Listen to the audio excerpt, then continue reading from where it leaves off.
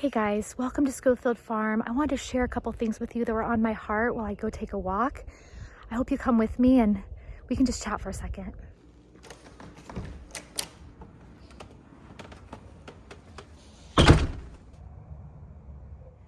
Peonies just peeking up. Those are looking pretty good. And over here, you would never know they're in there. They're underneath those leaves. Goji berry is leafing out. We have a mess of dishes from when I had my surgery. People brought us food and they haven't picked them up. Citrus, wow. Those definitely need to be moved back out in the sun because I think we're past the risk of frost. Don't quote me on that, but these definitely need to get more sunlight than being next to the house. I think it might be time.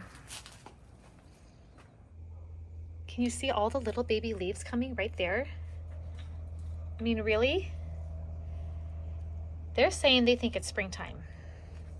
I think they're right. I think it's here. The one I really need to leaf out is this lemon tree. It had about 60 lemons and deer left it pretty bare. I think it'll leaf out still, but it hasn't yet. There's a little friendly critter. Hello there. Welcome to my garden. We live in Northern California. We can garden year round, which is such a blessing. I am really thankful for it. You know, I'm recovering from shoulder surgery, and do you see this? I am walking without a brace. I'm on a walk without a brace for the first time, and I think it's been 8 weeks. You've got to see this view of the pond. Hold on one second, let me show you. Don't we have the loveliest view? Right out our front door. We see this every sunset.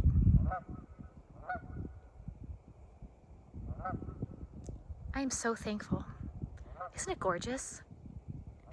I'm on a quick walk today and I wanted to update you with some Homestead stuff, which is pretty great. The weather is just beautiful. It was really windy this morning, so I didn't take my seedlings out. I had them out yesterday. Well, all the peppers, the eggplant, and the loofah were out for about 6 hours and they did wonderful.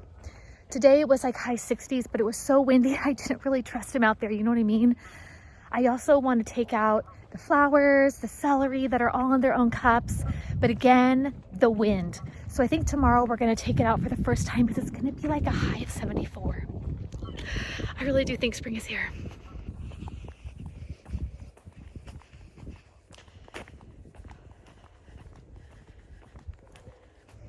No dog with me today. If my husband's not with me, I don't think my shoulder is like strong enough to have the dog on a walk. I feel bad for him.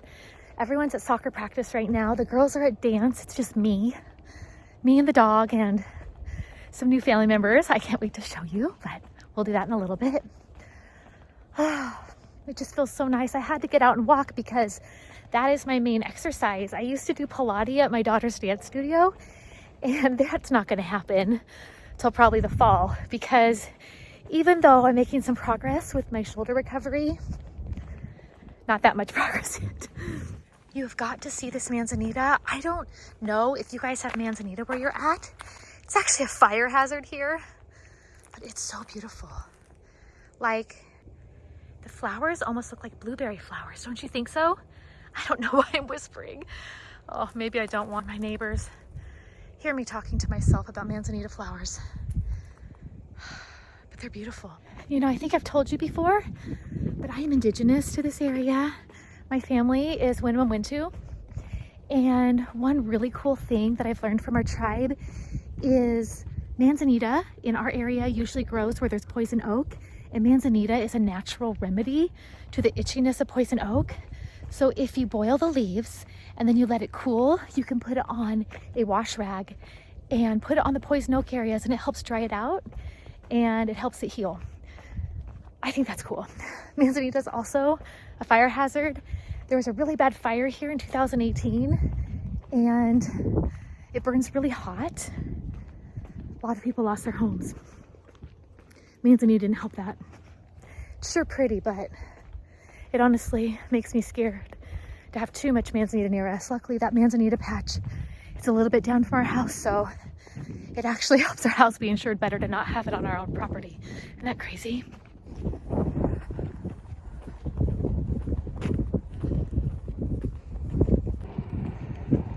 I have a couple fun things to share with you. I am getting ready to pot my tomato stop. I'm going to show you what I do. I don't like to waste. I actually like to make gardening as sustainable and affordable as I can. So I'm going to show you one thing I do to do that. One thing I've been working on is making labels for cups for moving up my different plants that I've started from seed. I labeled a bunch of Dixie cups for basils and kales because I keep them in smaller cups. I plant them out smaller.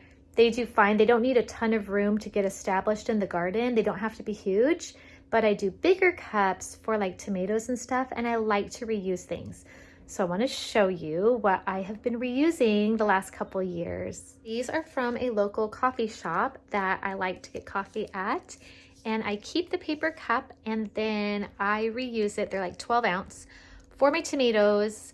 And I just do like little return address labels on the dark ones. On the white ones, I can just write straight on them. So it gives them a second use before they are thrown away, recycled. We put paper cups into a burn pile because we live in county, which means we don't have like the same type of recycling program. A lot of stuff we can do like in burn piles and stuff. So that is one thing I just like to do for my garden. For me, it feels like giving things a second use is always great. Could I wash these and do them a third time? I've tried, but I just get a little nervous with soil-borne diseases like damping off and stuff, that I like to start at least fresh. They've only been used for coffee, and then we will put them in the burn pile. And they're easy for me to part with for the different seedlings that I sell to people, different starts. Because if I bought like the expensive plastic ones, that's like a big investment to sell. If I do the cheapy plastic ones, I feel worse about putting more plastic into the environment than having paper cups have a second life. And then if someone threw this away, at least I know, or as I said, recycled it. I don't know what they do, but at least I know that they didn't just have the one-time use as a to-go cup at the coffee shop, but they actually got a second life, and that just makes me feel better personally. We are super close to being able to move up our tomatoes. We actually should. They have true leaves starting. It's just been a time crunch. We've got a lot going on. We've got a couple different projects on the property. There's some projects I haven't told you guys about yet, but they're taking a lot of time, especially when we finally have good weather. We also got chicks, and I am so excited to show you. This is a happy, happy day. We got more chickies. Okay, let's see if I can open it. Let me do it. Oh my goodness. There are a dozen babies. We got Americana.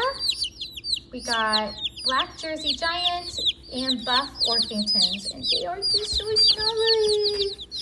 Oh my goodness, babies. Welcome to the family. What do you think of the new chickies? They're so adorable. They are so sweet. We haven't raised them inside for a while, have we? No. Yeah, we've had mamas raise them, and this time we're raising them again. Hi, babies. They're cute. Oh, they are all cute. Oh, Fluff Ball. That should be her name. Fluff Ball. What is this one named? It looks like Speckles. Speckles. Come on, you already have a chicken named Speckles. Oh, whoopsie. Speckles too. Making them a little brooder box. Temporary one, obviously. They're going to need more room as they get bigger. Yeah. They are so adorable. Are you so happy? You can get on. No, I need to put another chicken. She likes you too much. Are going to have broody hens sit on eggs again, but we were getting worse than a 50-50 pullet to cockerel ratio. So this way we have like a 98% chance of these being pullets. We'll add them to our flock so we'll have more consistent laying through the winter time. And then we can still do, you know, the mama hen and her chicks, and we can harvest roosters when they get to be about 6 months old and have those baby girl chicks be layers for us too. But we just weren't getting enough new layers, and we've had some losses on the farm. So we needed to add a little bit to our flock just to keep some young ones coming in. But I'm so excited. I love chicks. I love little fluff balls. They are so addicting and fun to me. I love my shirt. I got this from my aunt's closet from my cousin after my aunt passed away. Sometimes I wear this shirt exactly when I need a reminder of that message. Her shining light shall not be extinguished no matter how dark the night. I don't know who else needs to hear that today, but that was something I needed to remind myself of today. So I wore the shirt. It really helps. Gosh, I miss my aunt, some days more than others. So I wanted to tell you guys, we have something new coming to the homestead tomorrow, and I will show you. No, it's not another animal. It's pretty exciting though. I think it's a part of me that I haven't shared with you guys on the channel yet, and I'm excited to show you the significance of it to me, and I'll put that in here. My husband's going to go get it tomorrow morning, and I am so excited. You know, our second fridge in our laundry room and pantry died today. We have things like that happen, and then we have this other tremendous blessing that's totally unrelated. And I feel like that happens a lot in life, at least for me. It's like God is trying to remind me that when things I could totally focus on that are majorly going wrong, we have a lot of things like the fridge dying and, oh gosh, I can't even list them for you guys all. I mean, huge financial things. And yet then, on the other hand, we're given these tremendous blessings, and I feel like it's just a reminder to not lose hope. No matter how dark the night, to not lose hope, because there's someone who cares for you. I don't know if you guys knew, my husband and I, we pastor a small community where we live, and yeah, if I didn't have the hope that I have, there's no way I'd be where I am today. That hope gets me through a lot of hard stuff. I sure love oak trees. They are so beautiful. And they're evergreen here, so we have them all winter long. I just love little things like this little stream. It's so pretty. And those flowers over there, they were packed just a week ago. So many daffodils. So I'm gonna do a video later, not today, be watching for it, but how I pot up my tomatoes. I have a method I used last year. I really liked it, and I'm gonna do it again this year, and I want to share it with you in case you haven't done it before. And I know lots of people do different videos on how to pot up tomatoes, but I like my method. It works for me. I'm gonna do it. So I'll share it in a later video with you.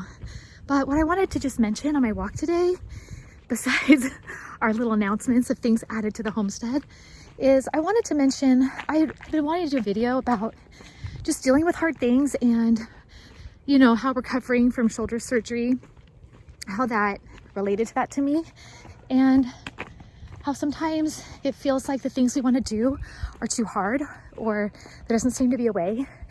And I just want to encourage whoever could use this encouragement tonight, today, whenever you're watching it, is that often there's a way, but we don't see it when our eyes are clouded with discouragement. But when we are able to trust God and trust our Maker, that He knows the desires of our heart, He knows, you know, the broken frame we live in, where we have surgery, we break bones, we have illnesses, there's just things that happen, and we are acquainted with how weak we are, that often there's a way forward, that if we take a second and we present our desires before God and our need. And for me, I really love gardening. It's good for mental health. It is something that I look forward to, especially in the spring and summer when the days get warmer and longer and there's more light. I like to go out to my garden at like golden hour. It's the one part of the day when my garden is a little bit shaded and it's super hot, so I appreciate that shade. Oh, see me trying to move my hair with my hand? I got permission to lift my hand that far. Another stream and more pretty flowers. Gosh, it doesn't get old. I love living in the country. I always love this stream by these guys' property. They have all these flowers right along the seasonal creek, all the way down, and I love it. Seriously, I'm losing light, but this is just such an amazing view. It's beautiful. It's just what I needed is a quick walk. So where was I? I think I was trying to say that if we have the courage to come before God and just say, this is my heart's desire, and I don't know if it's going to work this season, that does not guarantee the answer is yes. Sometimes God gives us a no or a wait. But sometimes there's a way forward that we just can't see because all we can see is the problem.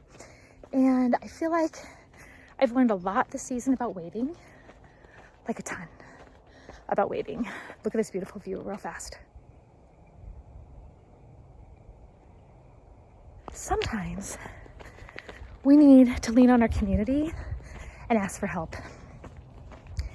And my family, as you guys all know, is super involved in our homestead. I definitely do not do it all by myself, not even the gardening, not even close. But my family has been so helpful to me this season, and there are things I've had to let go.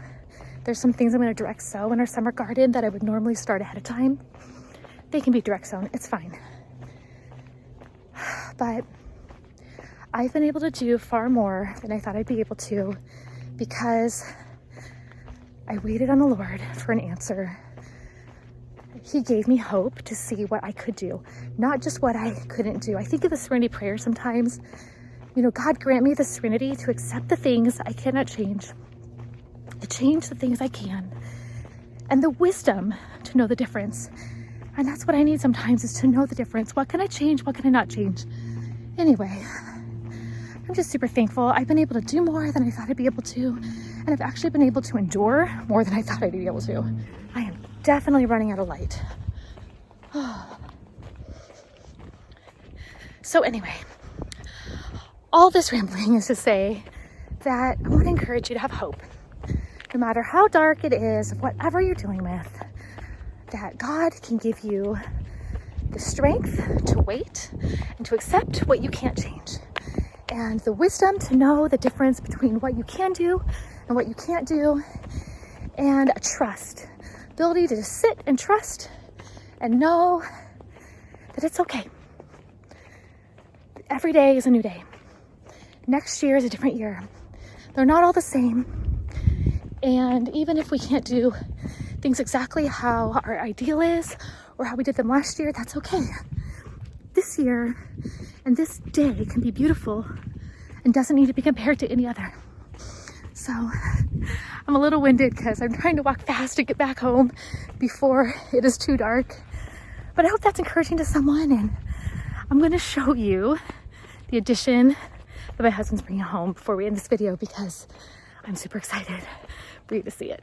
Seriously, it is such a glorious view.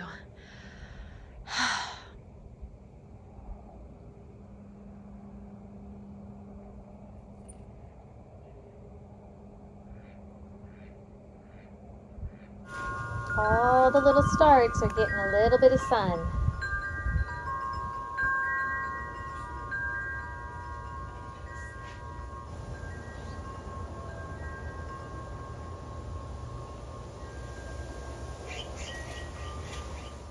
It's the next day. If she want to video this, it might be gruesome. You never know. What I mean is, Our surprise is here. Can you see what it is? Can you see it? okay, loose it a little bit. Let it go. Oh yeah. Okay. Okay, loosen more. Ooh, it's very heavy. Be careful. Yeah, keep it coming. Oh gosh. Wow, that's fantastic. The surprise is this player piano. It is my second cousin's, and she gave it to us. They have tons of scrolls, 2 boxes, like down in here. We haven't even played them yet because it is terribly out of tune. But the good news is my husband is a tuner. So we're gonna have to figure out how to make this work room-wise, but it's a very cool piano. Thanks for watching Scofield Farm, and I will see you really soon.